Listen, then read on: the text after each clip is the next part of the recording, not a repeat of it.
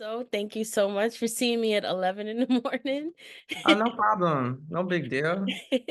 I wanted to ask you, can you explain the name Earthshine? What did the inspiration come from with the name? How did you decided that's the name for the project?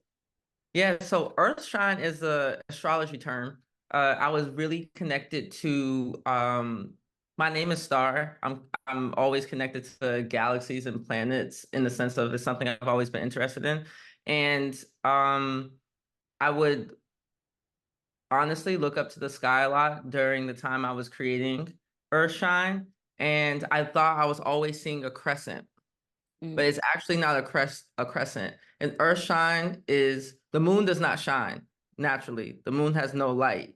And so Earthshine is when the sun is reflecting off the earth and that's reflecting to the moon. And a lot of times we think that is a crescent of a moon, but it's actually just light. It's just actually just a little bit of light that the sun is reflecting off the earth to the moon.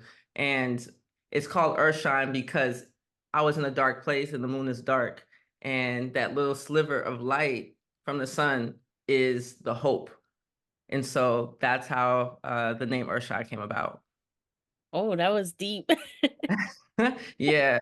Thank you for Okay. asking that. A lot of people don't ask that question or don't know what it is or wonder why it's called Earthshine. There's a lot of Earth and galaxy components in the animation, but that's Mm. exactly why it's called that because the moon naturally does not produce light. Anytime you see the moon, it's because the sun is producing that light. And when you see a little sliver, that's an Earthshine. And I also see that you got Nicholas Bertel to compose your animation. How did you get him on board? Yeah. Are you familiar with his work? Yes, I love his, yes, especially Yeah. in if Beale Street could talk. I Yes. use that to like when I need to write and just think. I use the whole album. Okay, so let's talk about it. He's a genius, right? Uh, when I created Earthshine, you mentioned something. You said you use it to when you need to think and write. So when I created Earthshine, I wrote those words out one time. Mm, I never did a rewrite. I wrote them in the notes of my iPhone and I left it there. I never went back to edit it. What you see in the final product is a one-time what? script with no edits. What? And I recorded that in VO. Now, Nicholas Brittle, I was actually listening to a lot of Bill Street Could Talk. And Mm, I was listening to a lot of B-sides of Nicholas Brittle. And his compositions were soothing me emotionally. And one day, Requiem, that's the name of the record, played. mm, And I pulled out the notes of my iPhone. Um, I pulled out the notes in my iPhone and I read it out loud and it went. mm. So I added it. And then I thought Nicholas Brittle should know that his music is really helping me through a time and also bringing my creativity together in a really special way with this animation. And so reached out to his team and they loved the piece and they said we can use the music. Wow, look at that. Just happen. It's like everything just came together and for like more beyond a good reason, you know? Yeah, 100%. It worked. It just worked really well, and I'm just happy that because they don't have to approve a piece for clearance of their music. So I'm very humbled that when his team watched it, they felt like it was appropriate, and they felt like it was appropriate and in line with his brand and the type of work that he does. So did you send the script or like did you make kind of like a visual concept for his team? Already created it with it. I told him I use this track already, and I'm going to start sharing it with people. What do you think? I asked for their blessing. So I didn't pitch it. I didn't pitch it. Wow. I, as they say for a lot of creatives, you really ask for Forgiveness. I don't ask for permission. I did not ask for permission. I asked for forgiveness. And when I spoke and shared the art, they really resonated with the art. So it worked out. So you mentioned you only did this in one take. So this wasn't a long process that with the concept and everything. It didn't take you like a year or a couple months. You know, it's so interesting. Technically speaking, I guess from a filmmaking perspective and production, it's not so much of a long process, but to get to the process to have those words and feelings, that is a long process. That Mm, it's like I could only create what you saw if I had gone through what I went through, which was a long process. There's no other way those words come on the screen and that mm, storyboarding happens unless I go through and have feelings and vulnerable. mm, And that's a life process. And so if it takes life to get to that point, it's an interesting question to say, was it a long process? Because technically speaking, from production, the animation took about 4 to 6 months to get it to where I really wanted it to be. I storyboarded, which means I drew rectangles on computer paper, put stick figures, and put descriptions on what I believed would be the right visual and image with every single line. And the VO component as well, just doing multiple takes. I'm not a VO artist, mhm, but I was going through what I was talking about in real time. So if there's if you feel the gravity of what I'm saying in my delivery, it's because it was happening in real time. mm. That take is a real time take of those words. And I'm glad that you mentioned, you just started simple, stick figures, shapes, because a lot of creatives think that they have to start all the way to the top, which is like, a good work ethic to have. But the fact that you just started simple and it just turned out to be such an amazing animation, it speaks volumes. And you were so vulnerable with this animation. Like, what gets you to share your vulnerability with the world? Such a great question. What gets me to share my vulnerability in the world is because I want people to be vulnerable with me. I Mm, really value sincere and trustworthy relationships amongst my peers, amongst my family and friends. And so I also think there's a lot of information that we can share with each other and we can help each other, mm, but that only happens if we're open. And vulnerability breeds vulnerability. So my thinking is if you can see that I am strong and sensitive. I'm vulnerable and I can still be private. Those things can coexist. I didn't always think that. The piece at first, I felt like it was a very weak piece in the sense of I'm perceived and I am strong, resilient, and those things still stand. However, I thought this piece, when I first made it, would have people second guess those things about me. And I cared about judgment. mhm, And I cared about judgment because I live in a world, and we all do, where the wrong judgment can curve your trajectory in whatever you want to do, or friendship and opportunity. And so, um, I stand in my vulnerability a lot more, and I hope it encourages people too.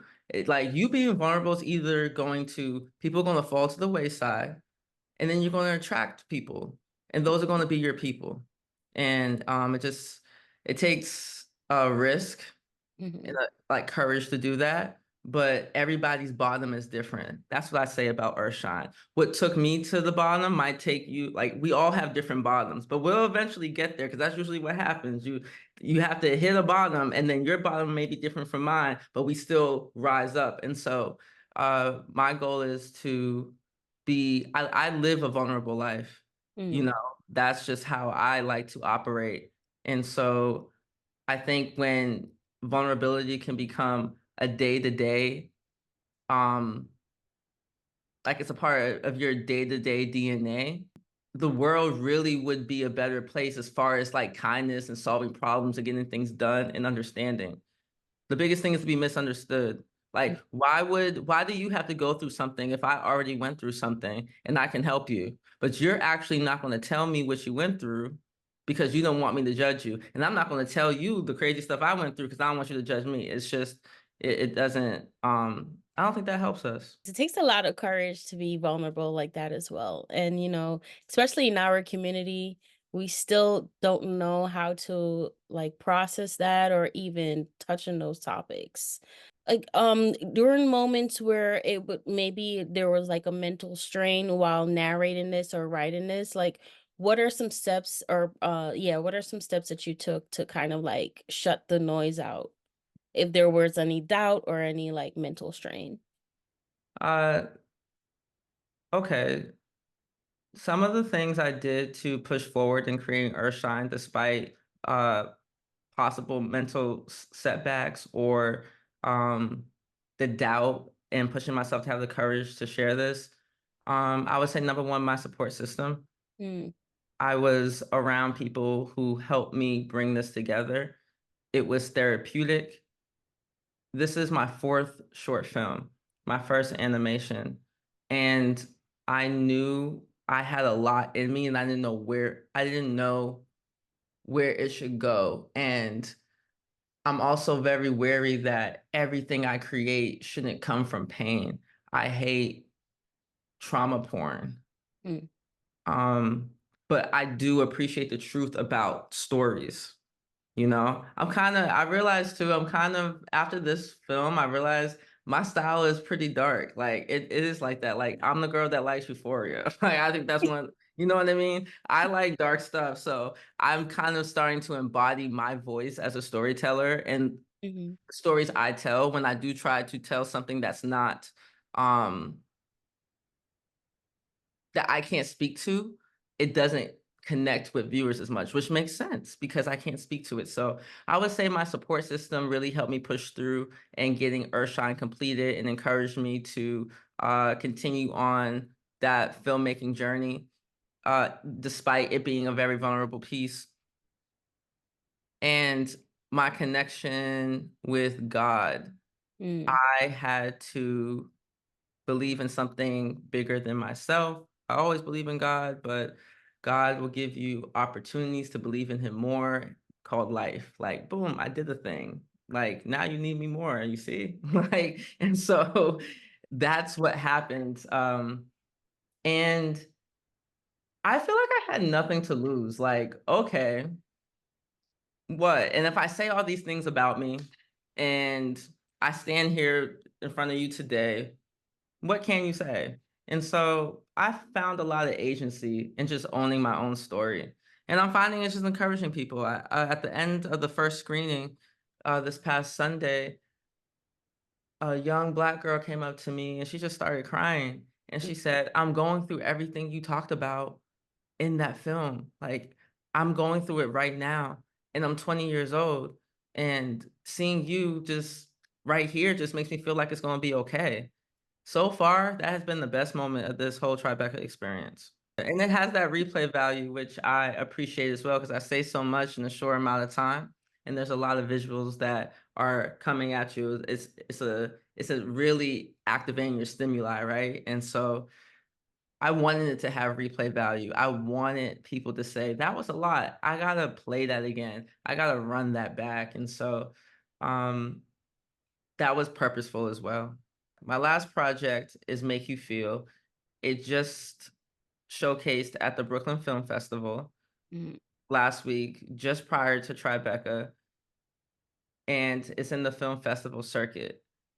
And it's got maybe another 6 to 9 months Okay. in the circuit before I release it online.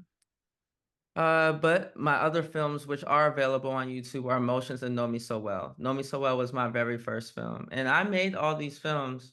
These are 4 films in 5 years. I made 4 films in 5 years. I financed them myself, casting them myself, direct, produce, write, and start pushing it to really create a catalog. And like I said, through these films, I realized what my voice is. Oh, so after your last project, did you think you'd make a animation next or? No, no, I did not think I would make an animation. I love animation. I like adult animation. Mm, Intergalactic on Netflix. That's a film that I realized that I can like animation when the storytelling is something fitting in my world. mhm, But the reason why I did animation is because animation is boundless. There's no limitations on animation. You can create a world. And so the universe I wanted to create, I don't think could be duplicated with live action and people. I don't think anybody could direct the things that I was saying and have the same gravity as the mm, animation could. There is, at the end, there's the Earth spinning in space, and then it closes out into an Earthshine. There are no cameras in space except with NASA. So I felt like the only way to really have viewers understand what I'm talking about mm. was to create an animation. So, like, the whole process with Earthshine, how was you able to translate that from script to visuals? Like, what was the process like with that? The process to translate script to animation was done in storyboarding, grabbing computer paper, drawing rectangles and stick figures and shapes, and writing very vivid descriptions on what I wanted people to see. I worked with OK Good Studio, some young animators from my city, the city of Boston. We're all from Boston. It was a very much back and forth process. I wouldn't say, they send over a cut. We're in the trenches together, refining every single frame. A lot of the silhouettes or anything of me or what I wanted to see, I had to provide pictures of Mm, what I wanted that to look like. So I was very deep in my research bag and getting the photos or even pictures of myself that I wanted, this version of myself. The silhouette of me is a version of me. It is not me. I think that needs to be very clear as well. mm, And we have versions of ourselves, and that is a version of Starr, and it's a part of my story. It is not me. I feel like me is actually never complete. We all part of God. And so that is a version of me. And it's like, oh wow. I even look back at it and say, she's an interesting, that girl is going through some things, but she really like pushed through. It's like I'm watching myself. So um the process of script to animation was really just done with teamwork with my animators and really being honest about what we wanted to see. And, as a woman leading all men, because there is no other woman in the credits, right. you have to really put your foot down on what you want, especially when you're on version 25 and people are getting uh, bored with the content. They want to move on to the next project. And you really have to stick to your guns and trust yourself and say, if it's not what you want, you have to speak up. And so I learned a lot through that process as well, just like leading men. Mm. And would you say that was the most challenging part about this process? Or No, you had other challenges? the most challenging part about this process is watching it with others. When people have a link, watch it in private and then talk to me about it, cool. But when I'm sitting next to you and you watch it, that's actually to this day probably the hardest part of the whole process of Mhm. Earthshine. And what would you want people to, like, take away from this project, from Earthshine? Yeah, I want people to take away from Earthshine that there is a level of forgiveness, there's a level of understanding, and an attitude of less judgment that we all can work on every day, and we should work on for literally the rest of our lives. Mm, And if we all operate from that, if that's everybody's baseline, I think we have better interactions with one another. I think we agree to disagree in a more respectful way. I think there's a lot of conflict resolution that happens mhm, and closure that happens for people that normally doesn't. And closure helps healing. And so mm, uh, I also want people to take away from Earthshine that you have to save yourself. Nobody is coming and to help you. And when you fall into that acceptance, the real work starts, and you start to see the bright side of what you got going on in your life. And so I just want people to be more in tune with themselves. Because when you start to be in tune with yourselves, when you start to be in tune with yourself, you see the world differently. And then because no one else is that in tune, you feel like you can't connect as much. Mm, And so I found myself not being able to connect with as many people because I'm like, oh, they're in the matrix. I want people to feel like I want people to be honest about how they feeling. I want to talk to real people. I don't want them to talk to me about, their highlight reel. And that highlight reel is cool. We cheers and celebrate to that as well. But just the balance, because if I know like that black girl coming up to me saying that, saying like I feel like everything's gonna be okay, like that's what I want people to take away. Everything is gonna be okay. right. Everything's gonna be okay. Amen to that. I mean, thank you so much for your time. I loved everything about this. I'm looking forward to a lot more projects because I know you got a lot more in there inside of you. You're very talented, very artistic. I love how you articulate everything in Earthshine. It's like the young black lady that came up to you.